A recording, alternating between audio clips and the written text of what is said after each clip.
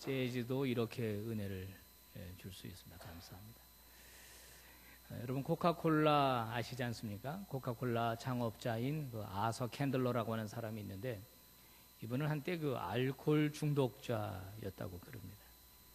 술을 먹지 않으면 불안해가지고 아무것도 할 수 없는 그런 지경에 대해서 꼭 술을 찾고 술을 먹어야만 그냥 마음이 편해지는, 그러니 무슨 일을 제대로 할 수 있었겠습니까? 매일 술에 취해 사는 거죠. 물론 이거 해결해 보려고 프로그램에도 참여하고 또 어떤 그 기관에도 들어가 보고 했지만 고치지를 못했답니다. 그날도 술에 잔뜩 취하고 집으로 들어오는데 자기의 귀에 하늘에서 들려주는 음성 같은 게 들렸대요. 자신의 본능의 욕구를 거절하는 사람만이 성공한다. 본능의 욕구, 그거를 거절하는 사람이 성공한다. 너무 또렷하게 정신이 번쩍 들도록 이 음성이 들렸기에 집에 들어와 아내에게 그 이야기를 하게 될 때 아내는 눈물을 글썽거리면서 여보, 내가 당신 위해 기도하고 있었어요. 당신의 금주 문제 때문에 기도하고 있었어요. 하나님 들려주시는 음성 같아요. 아서 캔들러도 거기에서 크게 도전을 받고 둘이 손 붙잡고 기도하면서 그게 계기가 되어서 알코올 중독에서 결국은 벗어나게 되었다고 합니다. 그 이후로 술잔이 앞에 와도 아주 당당하게 술잔을 그 유혹에서부터 벗어나고 거절할 수 있을 정도가 되었고 그는 자유로운 영혼이 되었다라고 하는 겁니다. 여러분, 어떤 정신과 의사가 이런 얘기를 했습니다. 거절해야 할 것을 거절하지 못하면 결국 그것 때문에 평생 스트레스를 받게 된다. 이런 얘기입니다. 거절해야 될 일이 있지 않습니까? 그때 거절하지 못하고 그것에 따라가게 되면 결국 그것 때문에 평생 스트레스 받는다는 거예요. 예, 결국 자기가 선택한 일이면서도 그것 때문에 내가 이렇게 됐어, 그때 불려나가서 내가 이렇게 됐어 하면서 평생 후회하며 산다는 겁니다. 여러분, 우리 그리스도인들의 삶이라고 하는 것, 진정한 삶이라고 하는 것이 무엇이겠습니까? 거절할 것을 거절하는 데 있다고 저는 봅니다. 그리고 마땅하게 따라야 할 삶을 힘껏 살아가는 것, 그것이 그리스도인의 삶이 아니겠습니까? 여러분, 요즘 살 빼고 몸을 만드는 사람들이 있어요. 그들의 노력을 들어보면 눈물겹습니다. 눈앞에 아무리 맛있는 것 갖다 줘도 먹지를 않아요. 여러분, 집에 살 빼는 아이들이 있지 않습니까? 라면을 그렇게 좋아하던 애가 어느 날부터 침을 꼴딱꼴딱 삼키면서도 안 먹어요. 죽어도 안 먹어요.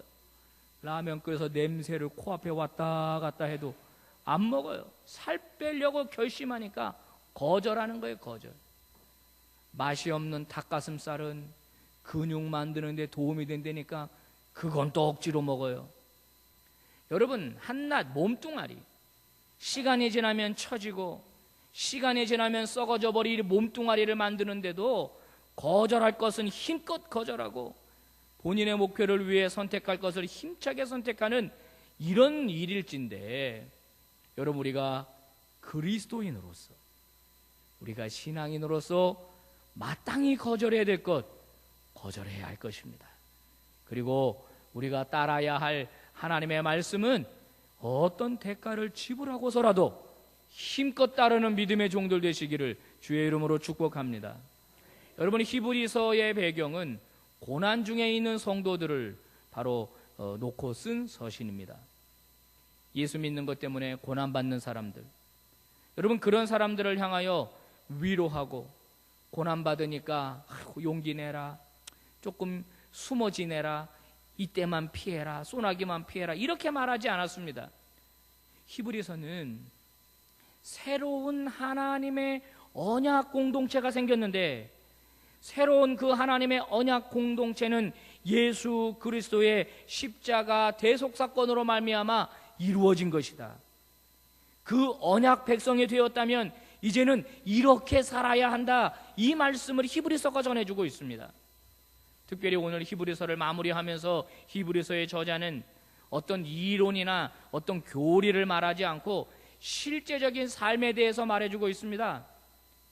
예, 고난받는데 그들에게 더 적극적으로 삶을 살아내라 말씀합니다. 세 가지입니다. 첫 번째는 형제 사랑과 이웃 사랑에 대하여 말하고 있습니다. 오늘 1절부터 3절에 보면 이렇게 권면합니다. 형제 사랑하기를 계속하라. 손님 대접하기를 잊지 말아라. 옥에 갇힌 자들을 생각해라. 그리고 너희도 몸이 있으니까 학대받는 사람들을 생각하라. 당시에 고난받는 사람들이 있었습니다. 나그네로 사는 손님들 같이 사는 사람들이 있었습니다. 복음 전하겠다고 방랑 전도자로서 이 마을 저 마을 다니던 사람들이 있었어요. 누군가 먹여주고 재워주지 않으면, 누구가 손님으로 대접해주지 않으면 그들은 한데서 잠을 자야 했고 배를 굶을 수밖에 없었습니다. 그런 사람들을 대접하라는 겁니다. 그 다음에 또 어떤 사람들입니까? 복음 때문에 옥에 갇힌 사람들. 처음에는 그저 걱정해주고 처음에는 좀 염려해주다가 시간이 지나면 잊히는 게 보통입니다. 그런데 잊지 말라는 거예요. 너도 마치 갇힌 것처럼 생각하고 그들을 생각하라. 끊임없이 그들을 돕고 그들을 껴안으라 말씀합니다. 그런가 하면 이런저런 이유로 학대받는 사람들에 대해서도 생각하고 도와라 이렇게 말씀하죠. 여러분, 형제사랑 이웃사랑의 이 권면은 오늘 우리에게도 동일하게 적용됩니다. 여러분, 조금만 눈을 돌려서 신경 써보면 우리 주변에 우리의 도움을 필요로 하는 사람들이 많습니다. 참 많습니다. 우리 서부제일교회도 제가 쭉 한번 돌아보니까 정말 너무 어려운 분들이 많아요. 신방하면서 막 울었어요. 나오면서 울었어요. 너무 힘들게 살아요. 너무 어렵게 살아요. 누군가 그들을 향하여 조금이라도 관심 가져주고 누가 그들을 향하여 조금이라도 사랑을 나누어주면 얼마든지 용기를 가지고 사는데 말이에요. 너무 많은 겁니다. 영국 속담에 이런 말이 있다 그래요. 집을 사지 말고 이웃을 사라. 지금 우리가 사는 세상이 점점 이기적인 사회가 되지 않습니까?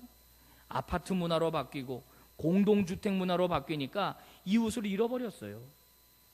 여러분, 친밀한 이웃을 갖는 것은 우리 행복한 삶을 위해서 매우 중요하다고 그럽니다. 이미 이거 하버드대에서 연구했는데요. 47살 이전에 가졌던 인간관계가 그 사람의 여생을 책임진다라는 말이 있어요. 그러니까 친밀한 이웃, 우리 그리스도인들은요, 친밀한 이웃이 되어줘야 돼요. 되어줘야 돼요. 예수님이 말씀하셨죠. 누가 강도 만난 사람의 이웃이겠느냐. 예, 강도 만난 사람들, 어려움 당한 사람들의 이웃이 되어주라라고 하는 겁니다. 사랑하는 성도 여러분, 우리 그리스도인들은 이기적인 사람이 되어서는 안 됩니다. 마음을 활짝 열고 비록 우리가 좀 손해는 볼지라도 때로는 그 뒤통수를 맞는다고 할지라도 이웃사랑, 형제사랑 적극적으로 하실 수 있기를 주의 이름으로 축복합니다. 인사부터 시작하세요. 인사부터. 여러분 아파트에서 만나는 사람 탁 타면은 저 사람은 혹시 확 뒤를 돌아가지고 나를 잡아먹진 않을까, 그런 걱정하고 인상 보니까 무섭게 생겼다, 그 사람 타자마자 내리지 말고 CCTV는 잘 돌아가고 있나 이런 거 걱정하지 말고 만나면 안녕하세요, 안녕하세요 인사. 그러면 아마 그분이 깜짝 놀랄 거예요. 갑자기 상대가 안녕하세요 하니까 내가 웃고 인사하면요 그쪽도 반드시 웃고 인사하게 돼 있어요. 그리고 몇 번 마주쳐 보세요. 몇 호에 사세요? 나는 105호에 살아요. 아유, 언제 한번 우리 시간 되면 커피 한잔 해요. 이렇게 하면서 이웃의 관계를 만들어가는 겁니다. 훨씬 살기 좋아져요. 내 인사 하나가 분위기를 완전히 바꿔놓는다고요. 이미 그런 실험을요 사회학자들이 다 아파트마다 해봤어요. 아파트가 놀랍게 변화되는 것 제가 보았습니다. 여러분, 형제사랑, 이웃사랑 기억하실 수 있기를 바랍니다. 두 번째, 건강한 가정입니다. 4절에 보니까 모든 사람은 결혼을 귀하게 여겨라. 결혼을 귀하게 여겨라. 침소를 더럽히지 않게 하라. 음행하지 말고 간음하지 말아라. 이렇게 말씀합니다. 당시 로마인들이나 유대인들 굉장히 성적으로 부도덕한 삶을 살았답니다. 다 그렇게 살았어요. 가정들이 깨져버리는 겁니다. 여자들이 이혼당하고 오갈 데가 없어지고 아이들이 버려져 버리는 겁니다. 그러니 건강한 사회가 되겠습니까? 그런데 그리스도인들을 향해서만큼은 결혼을 소중하게 여겨라. 그 결혼을 통해서 이룬 가정은 하나님께로부터 온 것이다라는 거예요. 여러분, 누군가가 위기 속에서 가정을 지켜내지 않으면 가정은 깨져버립니다.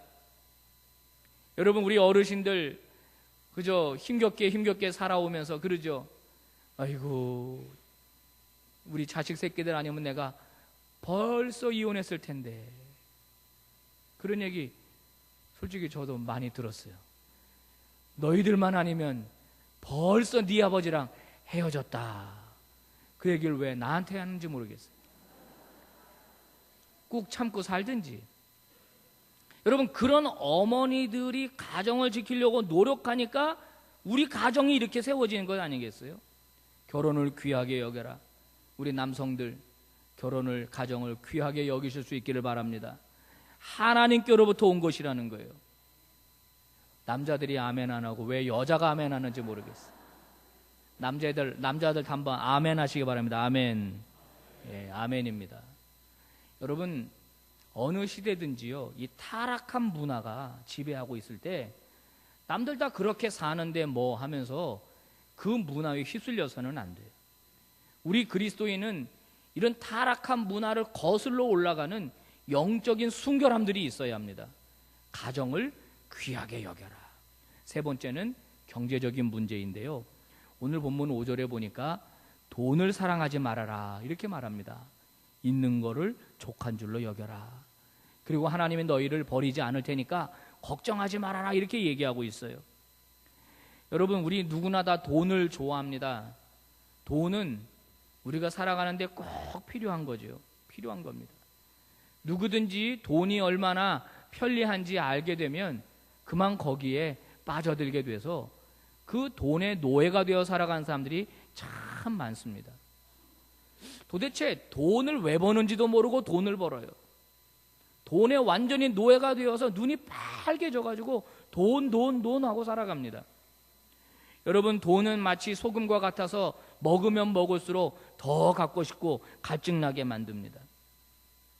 여러분, 사람이 물질의 노예가 되면, 돈의 노예가 되면 어떻게 되죠? 사람이 이상하게 변하죠. 그죠? 이상하게 변합니다. 천박하게 변해버려요. 천박하게. 돈 하면 이상하게 돼요, 사람이. 오늘 성경은 말합니다. 돈의 노예가 되지 말고 돈의 주인이 되어라. 주인이 되어라. 돈의 주인 되시기 바랍니다. 예, 돈의 주인이 되려면 어떻게 해야 되느냐? 가진 것에 대하여 만족하면, 이것도 감사하다, 이만큼도 감사하다, 먹고 사니 감사하다. 여러분, 만족하면 돈의 주인이 되는 거예요. 돈의 주인이 되는 거예요. 그리고 돈을 쓸 때 한번 나와 이해관계가 없는 누군가를 위하여 선한 일에 한번 써보세요. 그 사람이 바로 돈의 주인이 되는 것입니다. 여러분, 이 성경의 가르침 세 가지 오늘 말씀드렸습니다. 형제사랑, 이웃사랑. 여러분, 너무 많이 들으셨죠? 너무 뻔한 이야기라고 생각되시죠? 건강하게 가정을 꾸려가는 것, 이게 뭐 그렇게 대단한 일일까? 아니, 지금 고난받는 성도들인데 무슨 고난받는 비결에 대해서 말해주는 게 아니라 돈을 사랑하지 말아라, 이게 뭐 그렇게 대단한 일이겠어요? 그런데 여러분, 이것이 얼마나 큰 능력을 발휘했는지 모릅니다. 로드니 스타크라고 하는 종교사회학자가 있는데요, 이 종교사회학자가 책을 하나 썼습니다. The Rise of Christianity, The Rise, 기독교의 부상, 기독교의 부흥, 이런 책입니다. 이 책에서 로드니 스타크는요, 최초 서기 40년에서부터 350년까지 약 300년 동안에 기독교가 얼마나 부흥했는지, 또 어떻게 해서 부흥했는지 연구를 해서 발표를 했어요. 자, 그의 연구에 따르면 예수님이 부활하신 그리고 기독교 공동체가 생겨났던 최초 서기 40년 로마 제국 안에 기독교인의 숫자는 한 1000명 정도밖에 안 됐답니다. 전체 인구 대비 0.0017%, 1%도 아니고 0.1%도 아니고 0.0017%밖에 되지 않았다는 거예요. 최초에. 눈에 보이지도 않아요. 저기 눈꽃 같은 그런 그 기독교였다는 겁니다. 그런데 40년에서 350년까지 300년, 약 300년 동안에 기독교가 어떻게 변했냐?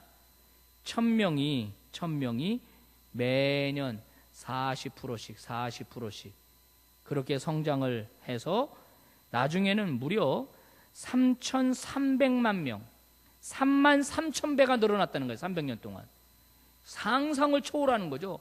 기독교가 막 부흥하는 거예요. 막 성장하는 거예요. 0.0017%가 50%가 된 거예요. 50%가. 로마 전체 인구가 6천만 명 정도 됐다 그러는데 그 중에 3,300만 명이 그리스도인이었다는 거예요. 여러분 놀랍지 않습니까? 300년 동안에. 여러분 그런데 보세요. 이렇게 성장하게 된 이유가 뭡니까? 뭐 훈련받은 전도자가 있었습니까? 무슨 신학교가 있었습니까? 그런 조직이 없었거든요. 그냥 겨우 가정에서 모여서 예배하고 그냥 하나님 말씀 받고 그냥 살았을 뿐이에요. 그런데 어떻게 이렇게 기독교가 놀랍도록 300년 만에 로마 전체를 집어삼킬 수 있었느냐? 로드니 스타크는 이걸 얘기합니다. 로마에요. 역사에 보면 165년에서 180년까지 15년 동안 그리고 약 251년에 각각 그 로마에 전염병이 돌았답니다. 이제 제 생각에는 이게 흑사병 같은 거예요. 전쟁이 일어나서 시체들이 막 썩고 죽으니까 여기 병균이 나와가지고 그냥 완전히 도시를 덮쳐버린 거죠. 지금처럼 뭐 항생제가 있는 게 아니니까 또 뭐 예방의학이 발달되지 않았을 때니까 막 전체 마을이 다 전염병에 다 죽어나가는 거예요. 얼마나 심했던지 이 전염병이 한번 돌고 나면 인구 3분의 1이 죽어버렸다는 거예요. 3분의 1이 그냥 전염병으로 죽고 어떤 날은 하루에만도 5,000명이 죽었다는 겁니다. 5,000명. 시체를 다 처리할 길이 없는 거예요.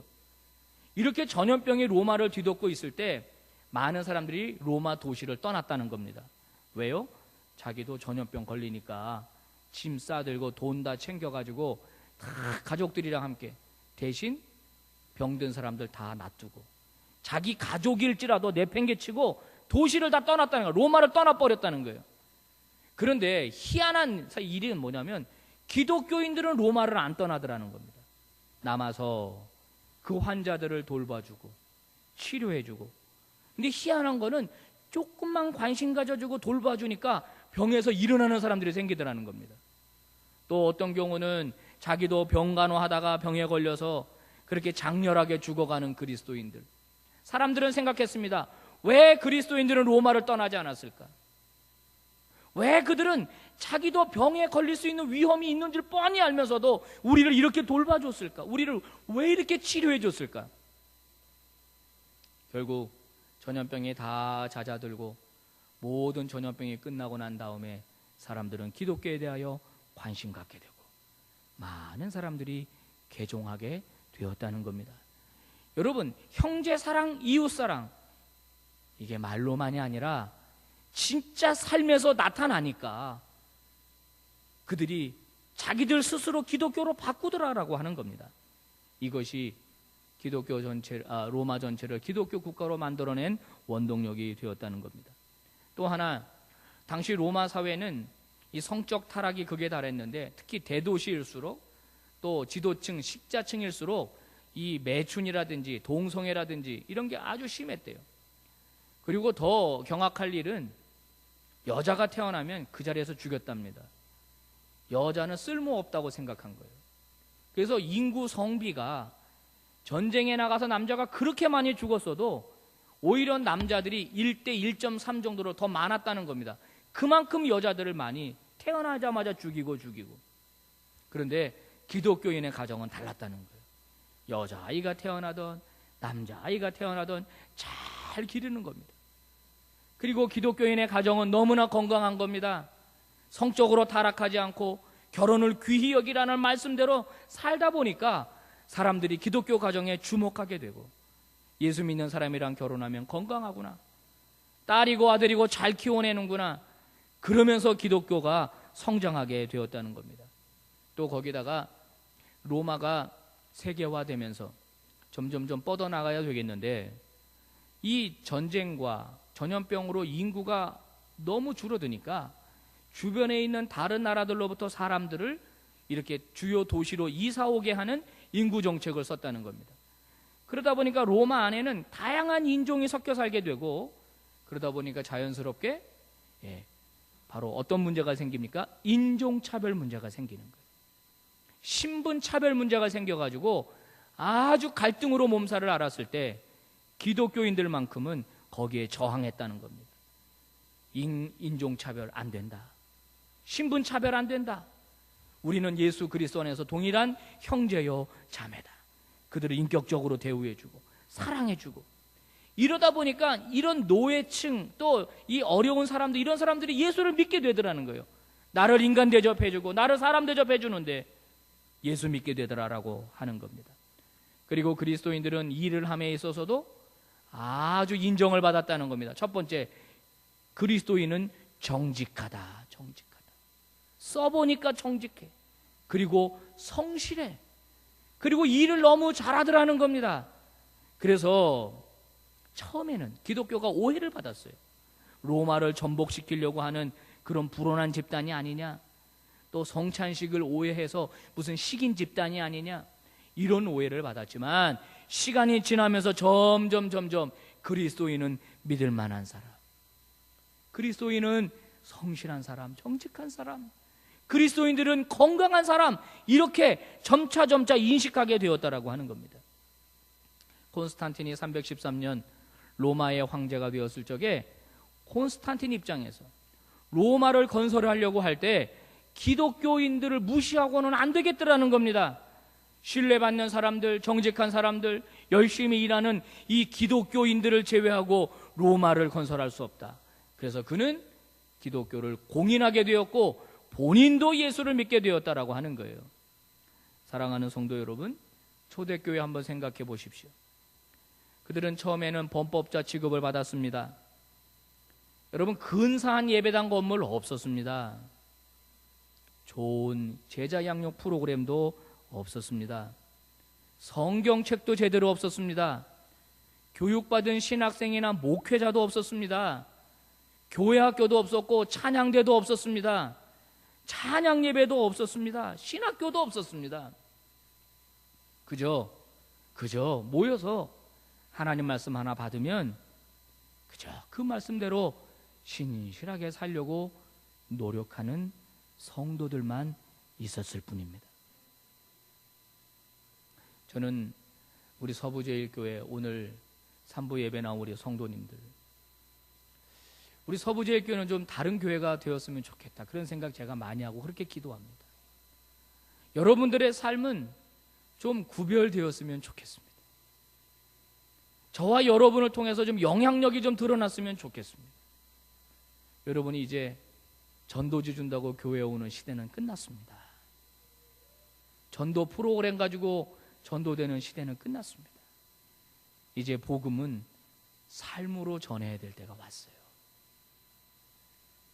우리 교우님들 더 신실한 믿음의 종들 되시기를 축복합니다.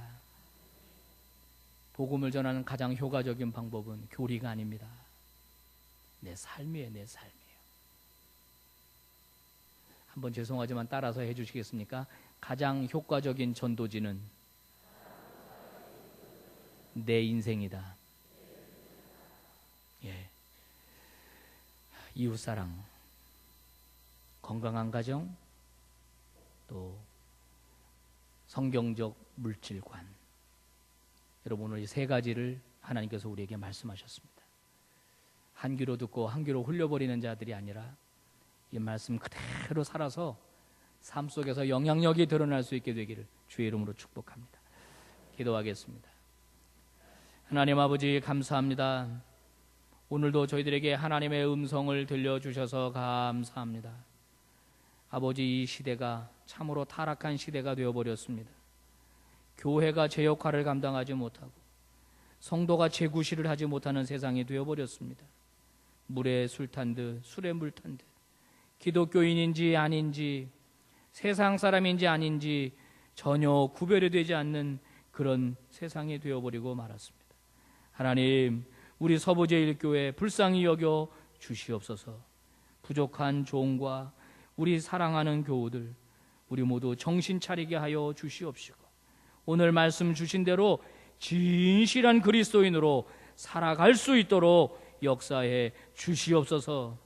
거절할 것은 거절하고 붙들어야 할 것은 붙들며 살아가는 믿음의 종들 되게 하시고, 거기에서부터 강력한 영향력으로 이 지역을 복음으로 물들이는 믿음의 주인공들 다 되게 하여 주시옵소서.